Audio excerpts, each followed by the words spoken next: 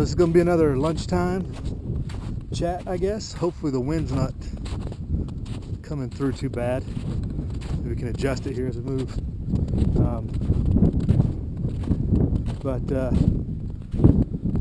So I don't know how this is going to come out. This thoughts in my mind. Watching all the videos on what's going on in Oregon and some of the live streams and comment sections and stuff, and just got me to thinking and understanding a little bit. I think people need to really start understanding what insurgency is and what to prepare for and to understand their role. So I think the title of this is going to be Know Your Role, because you see a lot of people wanting to bear down the door and I don't know, make a stand, everywhere, or it's like they want 10,000 people in Harney County, but I don't know if that's necessarily what's needed right now or wanted. But just got me thinking is know your role and understand what insurgency is, and that's really what we're talking about here, because 100 some years ago an insurgency took place to turn the government over to what it is now, and we're kind of operating in the reverse direction, but in an insurgency capacity. And you got the main elements that are required for a successful insurgency of economic, social, and military, are all the different battlefields that take place in such an environment. Obviously, the main economic structure is weak and can easily be toppled, and but insurgency also has to have economic support. So that's going to have to be in real goods and in real services, and in its own money, or its own real money, I would say, because we don't currently have real money. But at some point there will have to be a exchange trade of goods with money to have an effective governmental structure. Not necessarily governmental structure, but insurgency structure. And then you talk about the social, and that's the winning the hearts and minds. And this is really where a lot of people in the chat room don't understand what has to go on out in cyberspace, on the ground, in your community. The hearts and minds battle is really the tough part.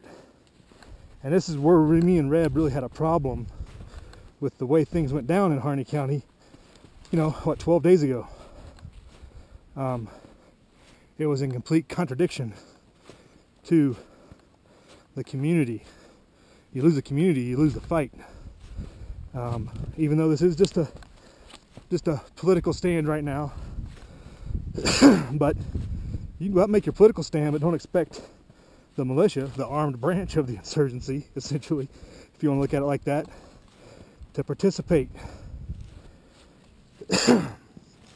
Win the hearts and minds, get the support of the local community.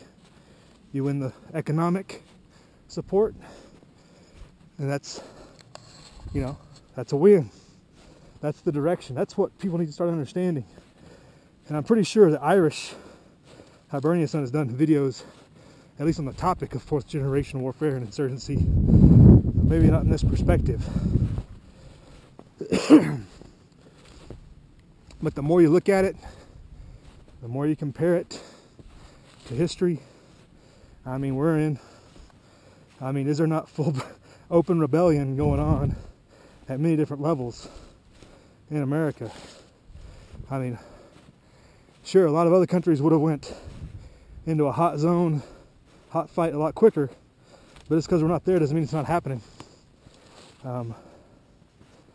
You had the vote yesterday on the audit the Fed bill. But again, that's part of economic, social understanding at the highest level of what the biggest problem is. Because without the Fed, the Federal Reserve banking system, all these governmental problems would not have happened. They wouldn't have been able to take care of millions of acres of land that didn't belong to them because they wouldn't have been able to afford it. That had to find another means to support their habit. Same with wars and everything else. So don't think it's all not just happening at the local level. There are still national causes that support the ideas and the cause, I think. So, again, getting back to, supporting, knowing your role. Don't put your desires on other people or other communities. Don't think that just because that's what you would do, that's what they should be doing, which is what you see in a lot of comment sections out and about out there, which is really not helping anybody. So, I don't know. Again, study up, know what's coming, I guess, to some extent, of what an insurgency looks like, how it works, what some strategies of victory are, but be flexible because there's always different opportunities, and if it works, that's what matters, I guess. As long as you don't compromise your principles and totally undermine everything. But, can't think of say it any better than that. I think we're there. And people need to look into it.